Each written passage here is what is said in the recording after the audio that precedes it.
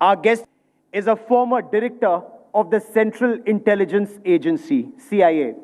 He's a former four-star general of the United States with 6 consecutive commands, 5 in combat, including in Afghanistan and in Iraq. Ladies and gentlemen, please join me in welcoming General David Petraeus. General David Petraeus, it is my privilege to welcome you to the India Today Conclave. Welcome to India Today Conclave, General. Well, the pleasure is mine. Thanks, Gaurav. It's great to be with you. I wish I was with you personally and not just virtually, and I hope to be there in January for the Raisina Dialogue. And I look forward to meeting you when you are here in January. General, this was the day, 7th and 8th of October, 20 years ago, when the United States bombed Afghanistan. Now, that was the time that you wanted to get rid of Taliban. 20 years later, what are your first thoughts with Taliban at the URG, with Taliban at the presidential palace in Kabul? Well, first of all, I would have to say that I feel very privileged to have been part of it over the years, to have spent nearly 8 or 9 of my final 11 years in government engaged in efforts related to what we were doing against Islamist extremism that had brought the 9/11 attacks to our shores. As you noted, both in Afghanistan, in Iraq, and even in the greater Middle East. But as I look at the situation, I have to say that seeing the Taliban in charge in Kabul is heartbreaking to so many of us who participated, not to mention to the many Afghan people who are now suffering once again under a government that has a very extremist interpretation of Islam. It is tragic, again, for those people. It's very, very disappointing. It's frankly, it's disastrous. And I am very worried for the Afghan people who face what appears to me is going to be a humanitarian catastrophe. The economy has collapsed. The electricity is not going to keep on flowing if the Taliban don't pay the Central Asian states for it, or Iran for the refined fuel products. A very hungry winter that lies ahead for Afghanistan and its people. How do you channelize aid into Afghanistan? Does that mean legitimizing the Taliban? And would that also mean Pakistan, in a way, will once again be in full control of the situation in Afghanistan? Is that an apprehension? Is that a fear? Or is that fait accompli? Well, the biggest challenge with Afghanistan was always, of course, the unwillingness and perhaps even the inability of our partner Pakistan to actually take control of its own territory and to eliminate from its territory the headquarters of the very organizations that were making life so difficult for the Afghan people, for our forces, and for Afghanistan itself. I think it's a very mixed blessing to Pakistan to have the Taliban in charge. Number one, there is a lot of discord. There's very substantial disagreement between the 2 major elements, the Taliban and their ostensible partner, the Haqqani network. As you will know, Mullah Baradar is not even in Kabul right now. He retreated to Kandahar. The Haqqani largely control Kabul and much of the eastern part of the country. You still see fighting. There is a resistance that is ongoing. I don't think that's going to go away. If anything, I think the terrible conditions in Afghanistan will lead people to join the resistance. And of course, you also have the Islamic State Khorasan group, which has been carrying out attacks. And I just saw a news report that there may have been an explosion in a mosque in the northern part of the country just in the last 24 hours. So I think, again, this is Pakistan is going to once again have millions of Afghan refugees on its soil. It's a country that is very fragile in many respects, and it can least afford to have millions of Afghans once again on its soil, as it did. You were the commander on ground. You were the commander of the Central Command. You were the director of Central Intelligence Agency. Why did America not hit terror at source? Well, there was some of that, certainly. Obviously, we did the operation. In fact, in my final few months as the commander in Afghanistan, that brought Osama bin Laden to justice. There were numerous actions against Al-Qaeda leaders over the years. You may recall that the most dangerous job in the world, probably still is, was to be the number 2 in Al-Qaeda. But at the end of the day, we could not go after the Taliban headquarters that was in Baluchistan province. I used to tell the chief of army staff in Pindi, there's a reason that the headquarters of the Taliban is called the Quetta Shura. It's because they're located outside Quetta, which the last I checked is on your soil, the capital of one of your provinces, and you seem to be able to do nothing about it. But of course, we were always in a very difficult position with Pakistan. They controlled the 2 ground lines of communication in and out of the country. They did allow certain activities to go on that I can't get into in detail, particularly when I was in my last government position.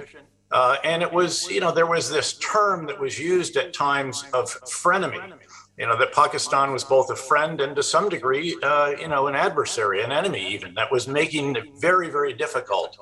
And the single biggest challenge, of course, about Afghanistan was that the enemy headquarters that mattered most were beyond our reach. Was this a wrong policy? Was it a wrong decision or wrong implementation of that decision? The manner in which the Americans left Afghanistan and left not just the Afghanistan National Defense Forces, but the people of Afghanistan, they were literally hung out to dry. I don't think anyone actually argues that the way the departure, the way the evacuation was carried out was smooth or orderly or something to be proud of. I think it was obviously quite chaotic. And the fact is that there was an inability to assess how significant, not just the withdrawal of U.S. forces, but U.S. air power, and then the U.S. contractors who maintained the Afghan Air Force. Keep in mind that the Afghan force, after you take out the police and border police, it's only about 150,000 actual soldiers.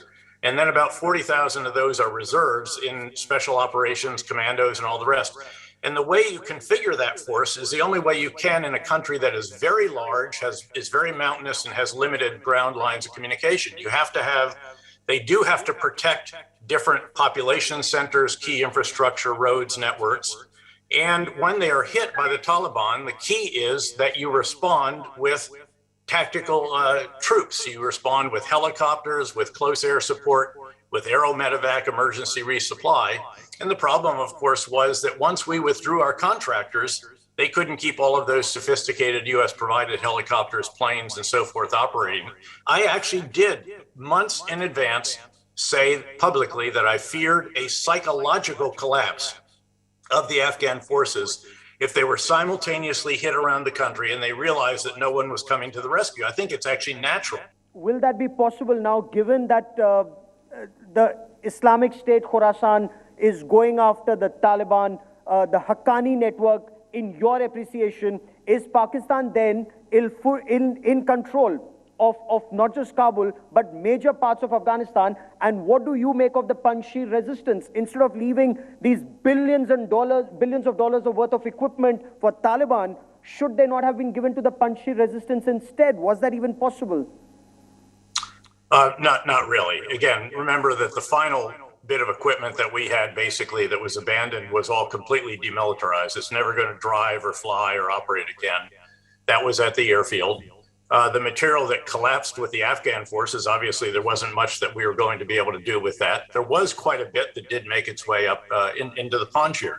But you ask, are the Pakistanis in control? No, I don't think so. They've never really controlled. They have a relationship. They can communicate with the Haqqani, as they always did when the Haqqani headquarters was located within a couple of kilometers of the Pakistani army headquarters in North Waziristan. So again, there is communication, but there is not control. And I don't think Siraj Haqqani is going to take orders from Islamabad unless he wants to accept those orders. And the same will be true actually with respect to the Taliban leadership itself in Mullah Baradar, who, as I mentioned, is not even in Kabul right now because of the difference of opinion. The Taliban is already using food as a weapon. They are starving out minorities. They are starving out people who are resisting them. So what do you foresee in the weeks, months ahead? a civil war in Afghanistan, different factions fighting with each other, or is it time for the United Nations to intervene? Because who else can deliver all that aid that Afghanistan requires to all sections and not just to a section that the Taliban may want?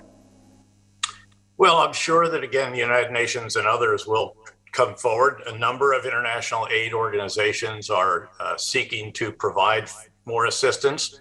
There's a keen recognition of what I have described, that this is going to be very, very grim during this winter, that the result will be, as I said, millions of refugees, very cold, dark, hungry winter lies ahead. But it's going to be very difficult. You're not going to see any country go in with force of arms and say, okay, we're taking over. We're going to, shove aside Taliban. You guys can't do this. We'll take care of it for you. And clearly, there has already been persecution of minorities. There have already been Hazara. There have already been others that have been pursued by the Taliban. And the Taliban are also still in many places going house to house, trying to find those individuals that worked with us, that worked with the Afghan government, that were senior individuals in the past. And again, we owe it to a number of these individuals to do everything we can to get them out. And I do think there will be some leverage because of how desperate the situation is going to be. Pakistan clearly on the verge of bankruptcy itself. Pakistan cannot do that, though it may try to use Chinese money. But in your appreciation, will China want to fill this vacuum? No, it's just not China's model. They typically do Belt and Road Initiative projects, as you know, where they loan you money, and which is paid back to you, and use their own people and their own materials and so forth. And again, that is a developmental model that they employ. In some places that has worked reasonably well. There's some others where I think there have been some lessons learned, but it is just not their model. With an extremely unstable Afghanistan and a completely unreliable Pakistan, and your appreciation, is Pakistan, has it emerged, in your view, victorious after this? Or will Pakistan's troubles only increase, especially at the Durand line, with Taliban now saying they don't accept the Durand line? Well, again, I think that, as I mentioned earlier, any celebration that may have been seen in Islamabad should be very short-lived because of what is now going to happen. And what is going to happen in Afghanistan is going to result in massive flows of refugees into Pakistan. And Pakistan, as you noted, is already quite fragile economically, financially, even to some degree, politically and socially. And this will not help. So whatever satisfaction they may have seen in the U.S. leaving and the coalition departing and the Afghan government flying away and so forth, I think they probably will look back and ask whether it wasn't actually better before than it is now. They're also, of course, going to lose all of the assistance that we used to provide because of their role in helping us maintain our forces in Afghanistan, and an enormous amount of economic benefit that they got literally just from everything going into and out of Afghanistan, not just military goods and services, but basic foodstuffs and all the rest of that. I mean, the Afghan economy, in many respects, was built around an international presence that had money that could spend in the major cities in particular. And a lot of that came into the country, the majority of it, of course, through Pakistan. General Petraeus, there was a video that was going viral, at least in this part of the world, and I'm sure you've seen this in America. A former Director General of Pakistan's ISI was boasting that Pakistan took US money to defeat then USSR, and then Pakistan took US money to defeat the United States in Afghanistan. Given Pakistan's stance, there are Republican senators, and I think 22 of them, who want sanctions on Pakistan. As former director of CIA, someone who knows Pakistan like the back of his hand, will sanctions work on Pakistan, and is it time to put sanctions on Pakistan? Look, I'll leave that to the politicians. I don't do domestic politics in the United States, and generally that has served me well. As I indicated before, there was always a frustration with our Pakistani partners. And Admiral Mullen and I, in particular, had a very close relationship with General Kiani, who I think was the longest serving chief of Army staff. There actually was a period where when Ambassador Holbrooke and I were working together when I was at U.S. Central Command and he was the special representative for Afghanistan and Pakistan, we actually thought that Pakistan was working with us. And there were periods where we had a degree of cooperation, especially again during that particular period.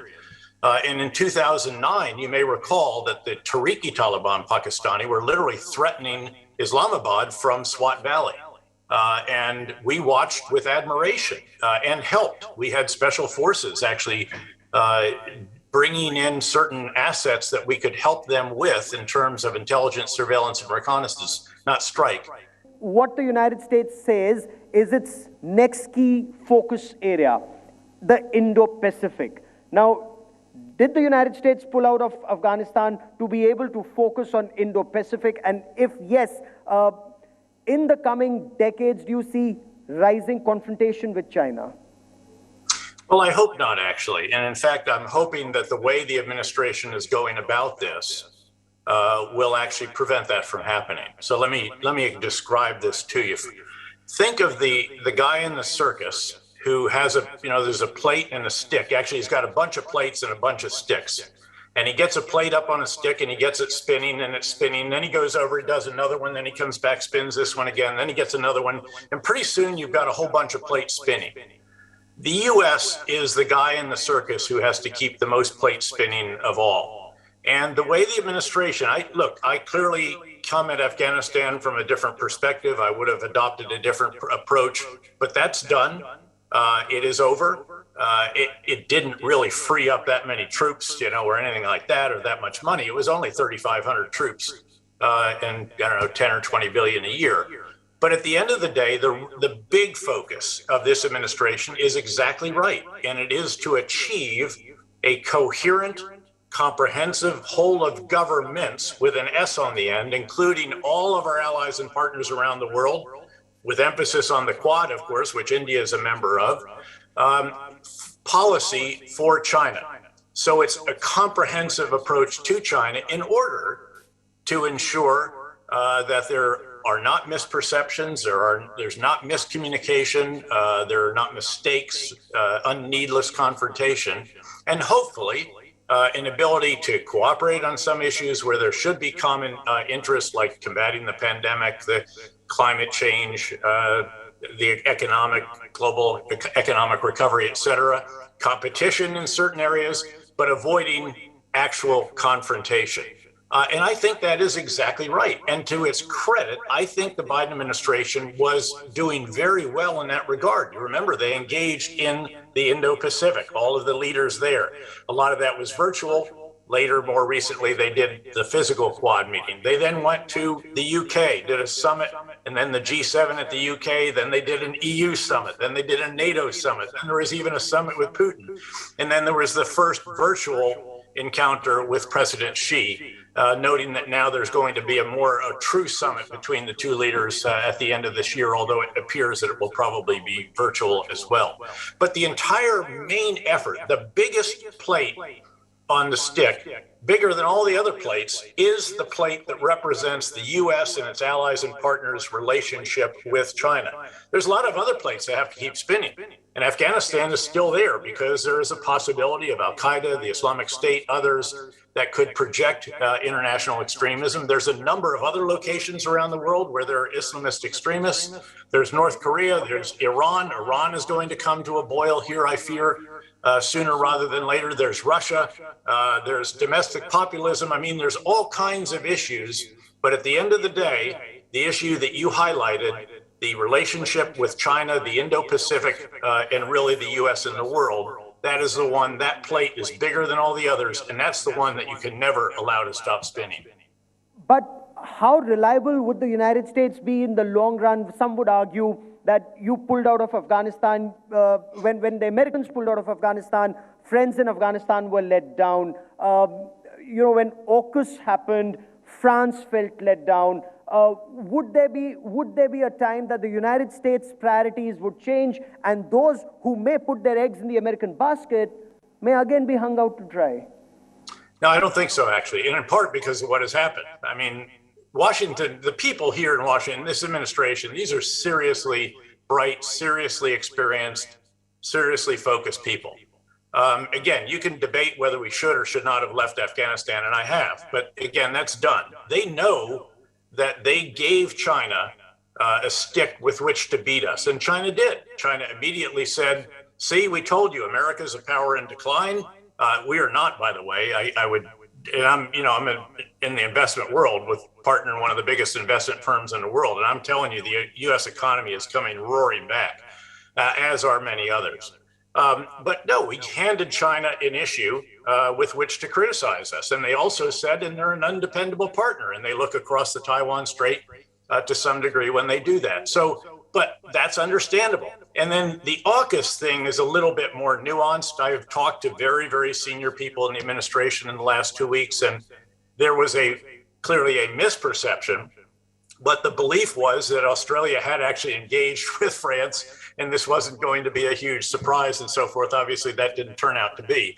And in fact, I think the whole Afghanistan focus, which was required because of this chaotic withdrawal and everything else, that took people's attention away from other stuff. But their attention's back on that. Look at where the Secretary of State and National Security Advisor have been this week, by the way, also where I was in Europe. They were doing all of the regular meetings, a lot of meetings in particular, of course, with France to get this situation back in the box. And I think just the fact that they did what they did, they realize that we must be seen as a dependable partner, and they will indeed set out to do that. And as the economy comes back, that will establish a very firm foundation on which to build all of this policy. General, the last 30 seconds, if I may, what do you make of Chinese planes repeatedly violating Taiwan's airspace? Is that posturing, or is there something far more serious that the Chinese could be up to? Well, first of all, they're not violating their airspace. They're actually entering their air defense identification zone, which is a sort of somewhat of an arbitrarily drawn. They're nowhere near their airspace. They're coming to the southwest of it. Yes, they're sending a message, and certainly others are sending messages back. It is a message of displeasure about some statements that have taken place and some actions and all the rest of that. But at the end of the day, I think both sides, everyone is being quite careful. This is part of signaling back and forth. And indeed, this highlights the importance of the summit that will take place later this year between President Xi and President Biden.